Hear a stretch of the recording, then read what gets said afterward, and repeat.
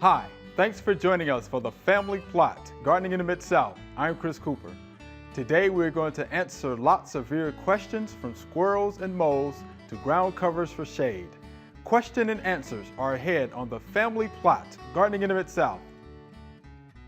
Production funding for the Family Plot, Gardening in the Mid-South is provided by Goodwin's Landscape and Garden Center in Germantown since 1943 and continuing to offer its plants for successful gardening with 7 greenhouses and 3 acres of plants, plus comprehensive landscape services.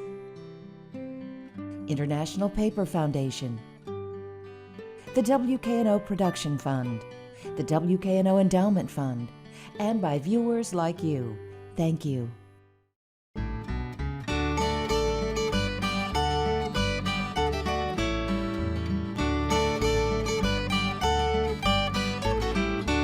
This week on the Family Plot, we are going to be working through our backlog of viewer questions.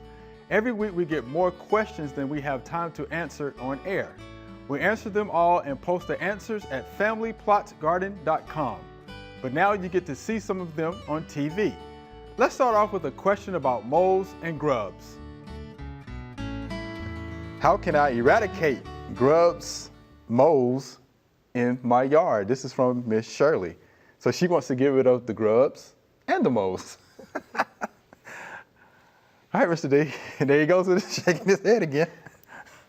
You know, eradication, you're talking about soil sterilization, and that's not going to happen. You're not going to successfully eradicate grubs and moles. You can treat infestations, and when you do a really good job of controlling a current infestation that you have, then new moles are going to say, there's some good territory that nobody's using, and they'll move right in there. And I'm not sure how May beetles and June beetles, that's the adult of most of the white grubs that we have in this area. I'm not sure how they choose locations. They kind of go the way the wind blows them, I think, and I'm sure certain plants attract them. But you can, there are products that you can use to treat for grub worms. Most of the diet of a mole, though, is an earthworm. I mean, they will eat, they eat insects. They're insectivores. Right. And so they like insects, but they're all, I would call them a carnivore more than an insectivore because they eat earthworms, and earthworms are not an insect. And earthworms make up probably the majority of the diet of a mole. So there are products that you can use that will control grubs. I would follow the economic threshold. If you dig up a square foot of turf and you have 3 to 8 grubs per square foot, you do that in several places in your turf, then that's the trigger that you know, the economic threshold or that's recommended. You got to be at that level before we recommend treating with a pesticide. If you're below that level, you know, and that is damaging your turf. That's not just attracting moles. As far as mole control, trapping is by far the best way to control moles, and there are several traps out there available. The only trap that I've found to be effective is the scissor type trap. I've got a harpoon type that I've never caught a mole with. And with a scissor type trap, I've caught 14 or 15 moles a year in my yard. Now, normally you only have 2 or 3 moles per acre. A mole can tunnel up to 200, 225 feet in one night. So you may think you have a whole bunch of moles when you only have one. And but set the trap. If you don't catch anything in a couple of days, move the trap. Set the trap where you find a long run. They're like we are. When we're going somewhere, we drive straight. If we're grazing a salad bar, we meander from one to the other. We meander around from one to the other. So if it's got a lot of branches on the tunnel, it's probably a feeding tunnel, and the mole probably won't come back. But if it's a long, 10 or 15 foot run, that's probably a transportation tunnel that the mole uses every night. So set your trap there, and follow the instructions on the trap, and you should be successful. But grub worm control, 7 carbaryl is probably one of the safest products that you can use for grub control. There are several. I've several out there, but if moles are your big problem, then from this question that we've got, I've got a feeling that really moles are what they're more interested in. Right. Just use a trap. Use a mole trap. Try to keep them. And we have a video that you did for us about setting that trap. So exactly. That'll be good. And something about the grubs too, since we have Miss Davy here, usually when I'm on my flower beds and I see a grub or two, I flick them out, throw them on the sidewalk, on the driveway, and let the birds come get them. What is a good ground cover for shade? I am looking for something that doesn't require a lot of maintenance. And this is from Miss Mary. A good ground cover for shade. And believe it or not, this is a question that we get a lot. A lot. It is. Good one for shade. So what do you think? Well, it makes sense to do that because grass doesn't want to grow in the Right. shade. So we want to put something under there that'll survive. Number one, let's avoid English ivy. Okay. Yes. Because it will grow well in the shade, but it's also going to climb your tree. It's going to be a maintenance nightmare. It's going to get away. So let's get away from that. If I were not going to garden under there at all, I just wanted a plant, I would go with Vinca minor. Okay. Because it will do a good job and it looks good year round, but if I was trying to grow anything else under there like ferns or hostas, it's going to be too overwhelming. Okay. So generally I like to put discrete plants and garden in the shade with hostas and ferns and different things, hydrangeas that like the shady area. But if they don't want to do that, low maintenance, Mondo. Mondo, right. Love Mondo. Love the texture of the Mondo. That, yeah. If she just wants it to really take over the running Liriope spicata, which really runs like a crazy dude, so I'd be careful where I put it. If you want a clumping Liriope, then you want the Liriope muscari, and it won't run on you. So I think those three would be good options. Pachysandra a little iffy this hot an area. Okay. Sometimes it'll do okay. Because that is one that I thought about too. Yeah. Sometimes I see it doing well, and sometimes not. If it's in good soil, a lot of times it gets so extra attention, it can be really good. Pachasandra's a good one. Okay. So Mondo grass. Mondo that's grass. pretty good in the shade area. Vinca minor. Vinca minor. Vinca minor. Okay, I have to keep those in mind. Yeah, but again, a common question. We get this all lot. the time. Yeah. What can do? And I've been out on a couple of sites, and I have told people this. How about just mulch? Some folks didn't want anything. It looks good. So just mulch it. Mulch with a crisp line. Yeah, the line Do a around crisp there, line where the everything. grass starts to go good, and Yeah. then you look very Some landscape. curve, they had a curve Yeah. in there. That'd be really good. I've It's seen really- it really look good. I've seen it look, good at a lot of different sites. So yeah, just mulch Human it. nature, we just kind of want to fill it up. Fill it in Of with course we something. do. Yeah, plants and we want to everything, do so. that. We have a vine that is growing up and choking our maple tree. What is it, and how do we kill the vine? So let's want to kill the vine. So what do we think that is? Well, I think it's English ivy. What do you think? I think it's English ivy. Heterohelix is what it is. And it's an old vine because it's gotten up to the upper canopy. So it's getting all of that good sunlight to the point it's actually producing berries. Yeah, you won't see that on young ivy. So that's what makes me think it's an old vine because it's actually producing those berries. And it's kind of funny because the leaves actually start changing shapes. There's a heart-shaped leaf and then it's like truncated, after a little while. So it's kind of unique that way, but tough. And a lot of people think that the ivy is feeding off of the trees, but it's not. It's using the tree kind of as a trellis, Right. trying to reach Support. the sun, Right. right? And but it can be harmful to trees if it gets so big that it shades out the canopy of that tree. So it is important to control English ivy, especially if it's immature trees that you want to keep. That's on your right, property. because it's attached to the tree with aerial rootlets, what those are. And you're right, it'll get all the way up to the upper canopy and start shading that tree out. On some of your weaker trees, they might bend, break. Yeah. So you have to be careful with that. So how do you kill the vine, you think? Well, there's really only one thing that you can do when it's gotten to that point. They recommend finding your vines, like where they're originating from the ground, and cutting them, just our height. You don't have to get all up in the canopy of the tree. You're cutting off that source for nutrients, because like I said, the tree's not feeding the ivy. Right.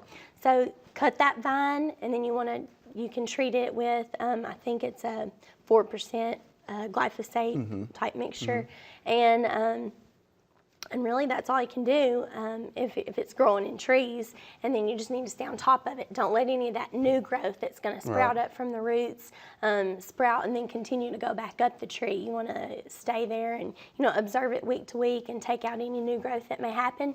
And what you've cut off, that's up in the canopy, will eventually just shrivel and die. It'll eventually die. Yeah, and I mean it won't look real pretty for a while up there, but eventually it'll go ahead and fall off. Right, and you can see from one of those pictures where it looked like they may have tried to pull some of it off the tree, but yeah, if you just cut it, it'll die. Yeah, It just doesn't look good aesthetically, but it'll get the job done. You just have to be patient, especially in the summer, in the heat, it'll dry up and it'll just pretty much go away. And if you try to pull it off, you're kind of leaving some open wounds on the bark of the tree. That's right, because you're going to take off some of that bark. Right, and so if you just let it happen naturally, the tree can heal itself as the ivy dies.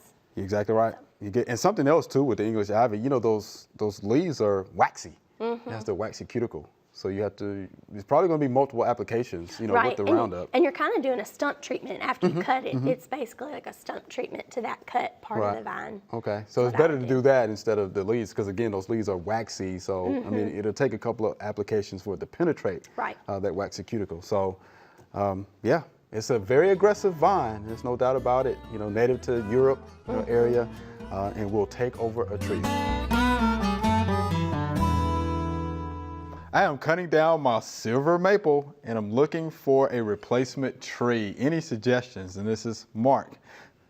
So he's cutting down his silver maple. Good for him, first of all. Yes, because I actually had one cut down here recently. Did you? Right. The shallow root system, was just tearing my yard apart. So what do you think about suggestions? Well, my favorite shade tree currently is probably the new disease-resistant American elms that are back in the trade. Princeton is the one that you're going to most likely find locally, and it's really good upright growing form. The old American elm was the best shade tree probably in the world. And now that we can plant them again, that they've got disease-resistant forms out there, if he wanted to just go a different route, our native oaks are hard to beat. Shumard or Nuttall, as long as we avoid pin oak.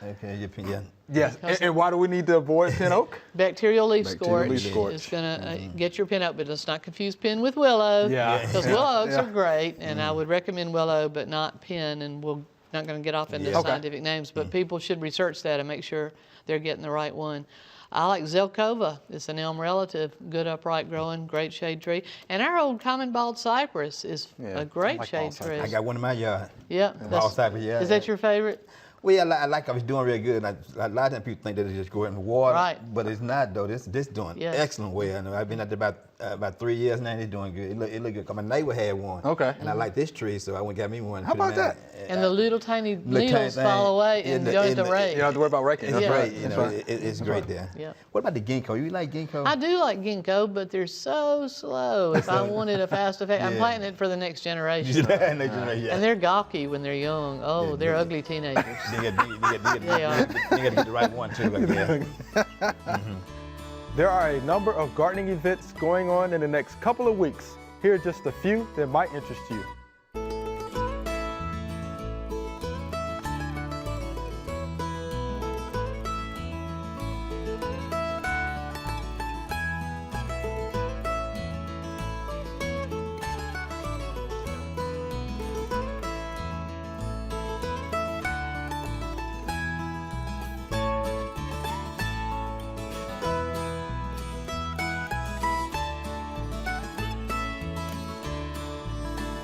We love all the questions sent in by our viewers.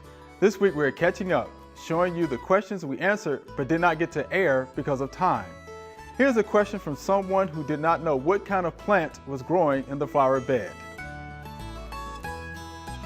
I have a plant in my garden that returns every year. It smells like garlic. What is it? And this is Miss Glenda right here in Memphis. There it is on the screen there. Smells like garlic. And looks like garlic. And it looks like garlic. And it walks like a duck and talks like a duck. It's a duck. So garlic. It's garlic. It's beautiful. I love that shape of the bloom. It always looks like a mosque. It's really cool.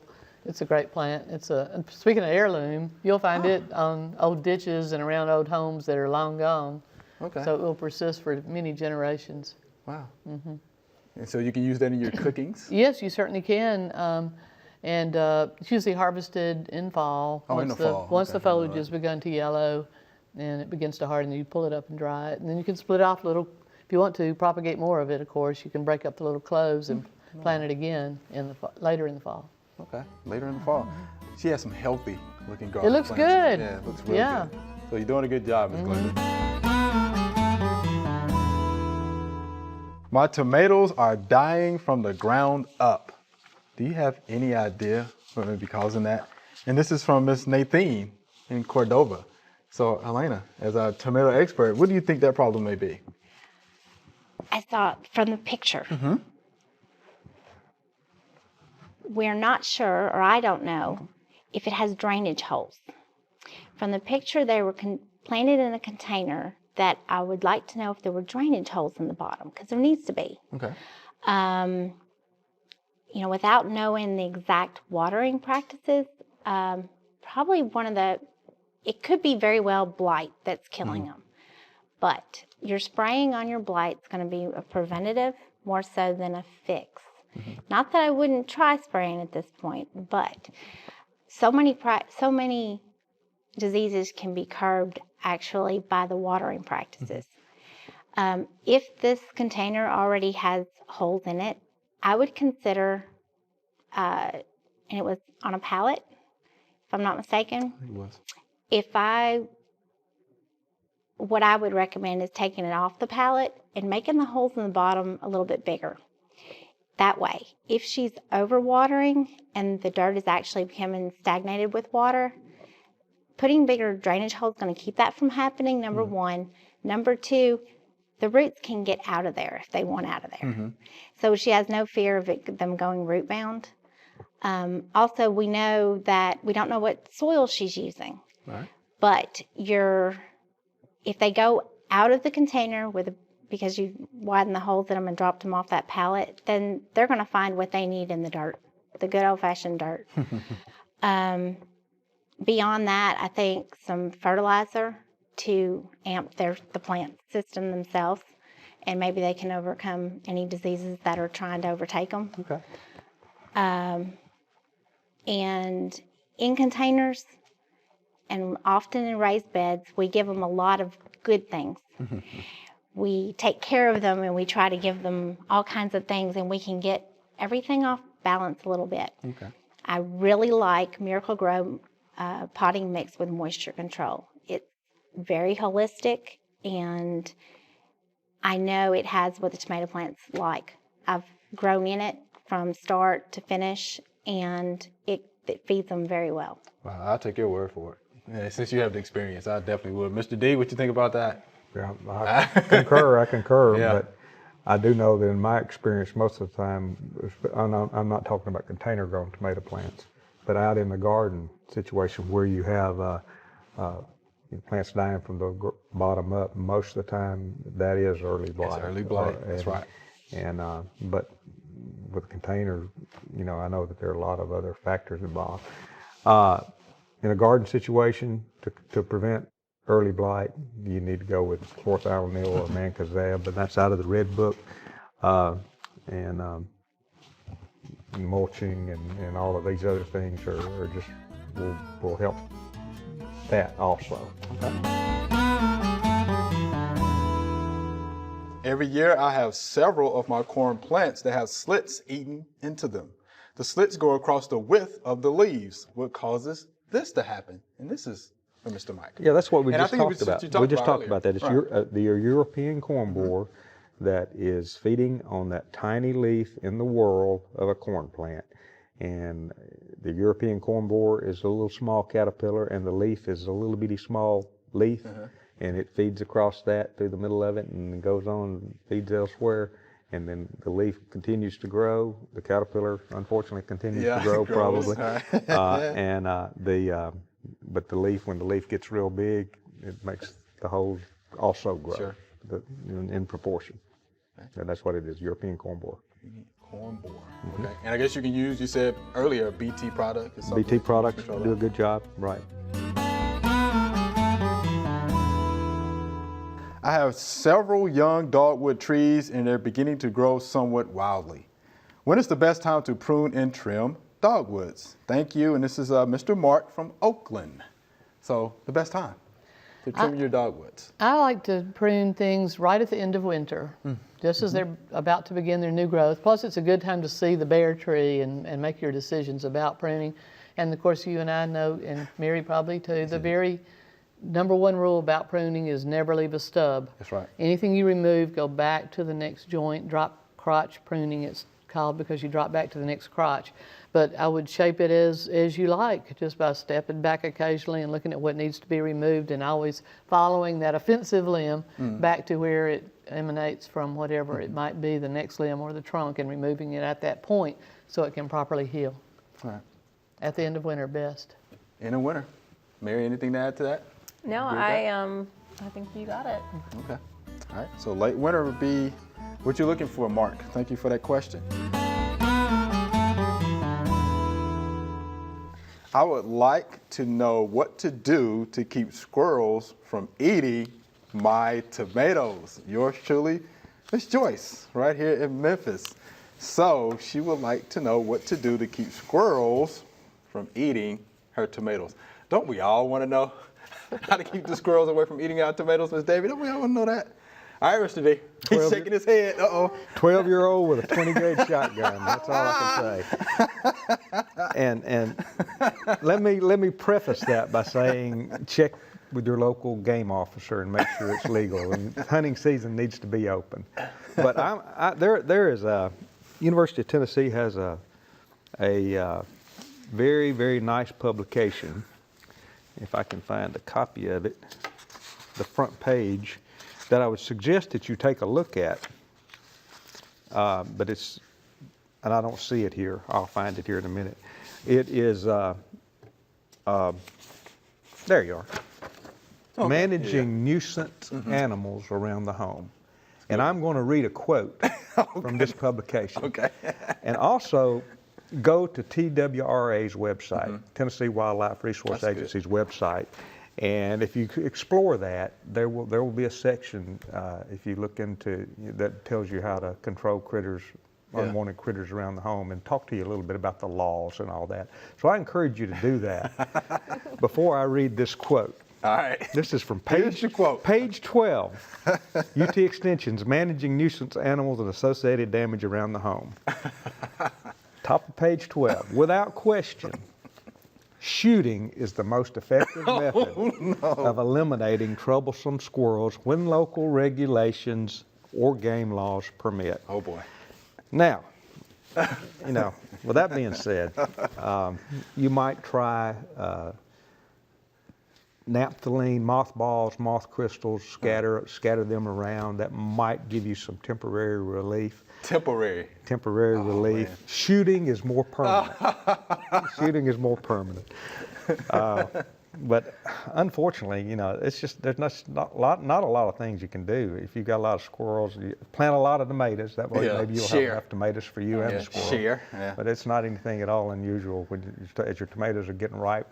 You want a good vine-ripened tomato, nothing like a homegrown tomato. Oh, sure. But it's not anything at all unusual to step out there and the day before you're going to pick that tomato, see the squirrel running across the yard with your tomato in his mouth. Right. You're exactly right. That's where the 12-year-old with a 20 gauge would come in. Oh, be careful, Miss Debbie. I know. I have to warn all the squirrels. Be careful. All right, there you have it, Miss Joyce. Good publication, though. That is a real good publication. It is. It talks to a lot of critters, Mr. D, this is for you. It says, can you ask Mr. D if it's too late to treat for fire blight in July? If not, what can I use? And this is from Mr. Fred right here in Memphis. Yeah. If you use one of the antibiotics, it is too late because the antibiotics need to be applied during bloom. Okay. If you've had a history of a problem with fire blight. Now, if you don't have fruit present, any of the products, the fixed copper products, might be helpful, may give you some help.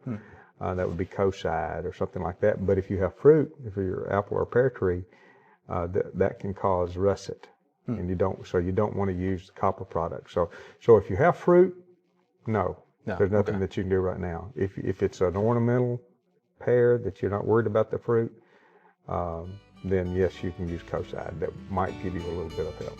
Okay. And the homeowner can get Kocide. Okay. So I think they can get it. Remember, we love to hear from you. Send us an email or letter. The email address is familyplot@wkno.org, and the mailing address is Family Plot, 7151 Cherry Farms Road, Cordova, Tennessee 38016. Or you can go online to familyplotgarden.com. That's all we have time for today. To read Extension publications about any of the questions we answered today, go to familyplotgarden.com. Thanks for watching, and keep sending in the questions. I'm Chris Cooper. Be sure to join us next week for the Family Plot, Gardening in Mid-South. Be safe.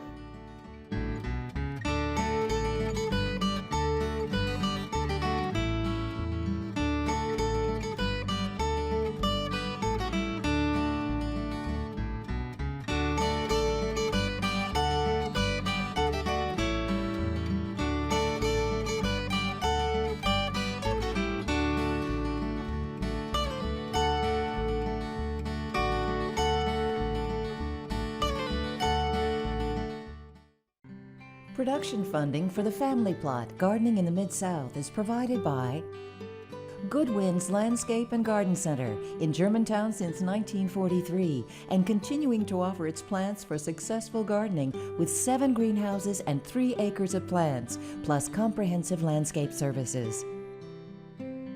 International Paper Foundation, the WKNO Production Fund, the WKNO Endowment Fund, and by viewers like you. Thank you.